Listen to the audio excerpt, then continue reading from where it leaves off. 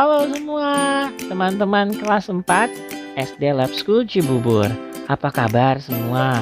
Mudah-mudahan teman-teman semua dalam keadaan baik dan sehat ya. Walaupun dalam keadaan pandemi seperti ini dan belajar dari rumah, teman-teman harus tetap semangat untuk belajar dan berkarya. Teman-teman, pada kesempatan kali ini, Pak Rifki akan menyampaikan materi mengenai bunyi dan sifatnya. Nanti teman-teman saksikan video dan penjelasan tentang bunyi dan sifatnya. Jika ada hal-hal yang ingin ditanya, kalian bisa tanyakan ke Pak Rifki, Bu Widya, ataupun Pak Ariza. Yuk, udah gak sabar ya? Yuk sama-sama kita lihat video pembelajaran pada hari ini. Pertama-tama, apa sih bunyi itu? Bunyi adalah energi gelombang yang berasal dari sumber bunyi, yaitu benda yang bergetar.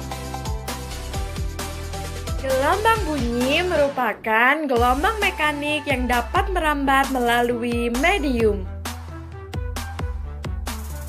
Berikutnya adalah sifat-sifat bunyi.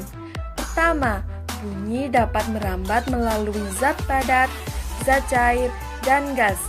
Yang kedua, bunyi dapat diserap dan dipantulkan.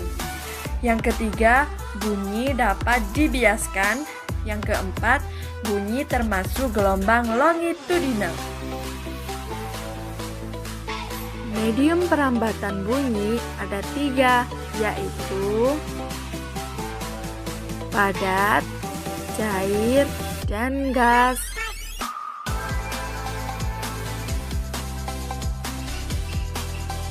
Contoh dari zat padat adalah dengan permainan telepon kaleng. Yang kedua, dengan mendengarkan ketukan di ujung meja.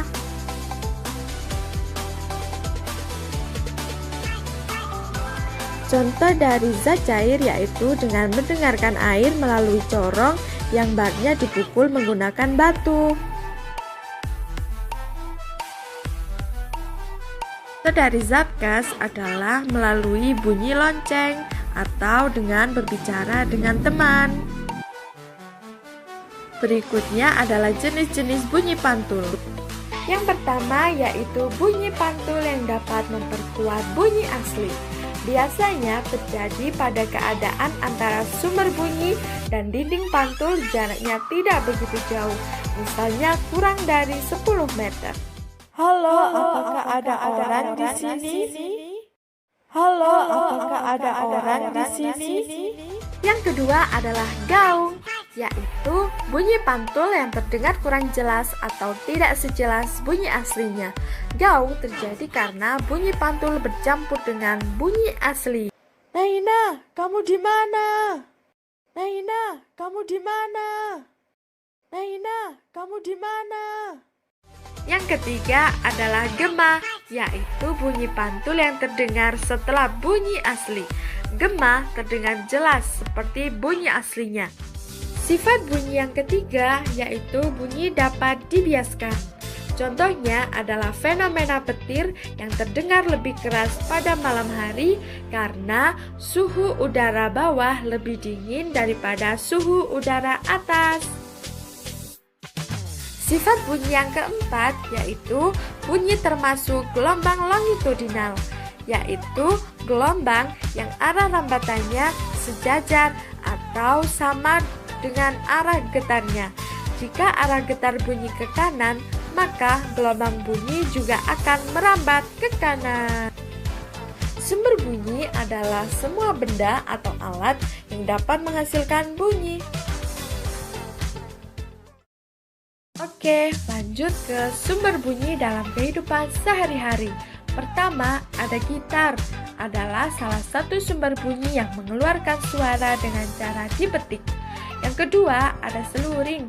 Adalah salah satu sumber bunyi yang bisa mengeluarkan bunyi dengan cara ditiup. Yang ketiga, ada gendang. Adalah salah satu sumber bunyi yang bisa mengeluarkan sumber bunyi dengan cara dipukul. Yang keempat, ada biola. adalah salah satu sumber bunyi yang bisa mengeluarkan suara dengan cara digesek. Oke teman-teman, semua sudah melihat dan menyaksikan video pembelajarannya. Teman-teman sudah mengerti atau masih apa ya? Pak, aku masih belum mengerti apa itu bunyi. Nah, secara garis besar teman-teman bisa menyimpulkan bahwa bunyi merupakan sesuatu yang bersumber dari benda yang bergetar. Jadi ketika kita memukul meja atau menggetarkan sesuatu, maka dapat menghasilkan bunyi. Contoh, teman-teman bisa memegang dengan yang sederhananya. Coba sama-sama memegang tenggorokannya. Nah, ada yang bergetar kan? Nah, dan itu menghasilkan bunyi atau juga bisa dikatakan suara. Nah, dari video pembelajaran kali ini mudah-mudahan teman-teman bisa memahami dengan mudah apa itu bunyi. Dan jika ada pertanyaan ataupun hal-hal yang belum dimengerti, kalian bisa tanyakan ke Pak Rifki, Pak Ariza, ataupun Bu Widya. Nah, sekarang teman-teman bisa